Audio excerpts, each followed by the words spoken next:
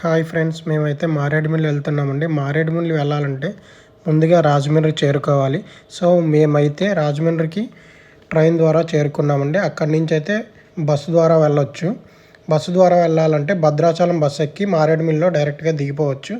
మేము 2 వీలర్లో వెళ్తున్నామండి. కోరుకొండ గోకవరం మీద వెళ్తున్నామండి. గోకవరం దాటిన తర్వాత సీతపల్లి అయితే వస్తుందండి. సీతపల్లి వాటర్ ఫాల్స్ చూసుకొని దాని పక్కనే పార్క్ ఉంటుందండి. పార్క్కి ఎదురుగా వెంకటేశ్వర స్వామి గుడి అయితే ఉంటుందండి. చాలా బాగుంటుంది. అది దాటిన వెంటనే వెంకటేశ్వర స్వామి గుడి దాటిన తర్వాత రంపచోడవరం అయితే వస్తుందండి. రంపచోడవరం దాటంగానే అక్కడ భూపతిపాలెం రిజర్వాయర్ అయితే ఉంటుందండి. భూపతిపాలెం రిజర్వాయర్ అయితే చాలా బాగుంటుందండి. మనకు లోపలికి అయితే ఎలా ఉండదు. భూపతిపాలెం రిజర్వాయర్ నుంచి మారేడుమిల్లికి ఇంకా 25 కిలోమీటర్ల వరకు సుమారు ఉండొచ్చండి. వ్యూ అయితే చాలా బాగుంటుందండి. భూపతిపాలెం రిజర్వాయర్ దాటిన తర్వాత మారేడుమిల్లి వెళ్ళే దారి చాలా బాగుంటుంది.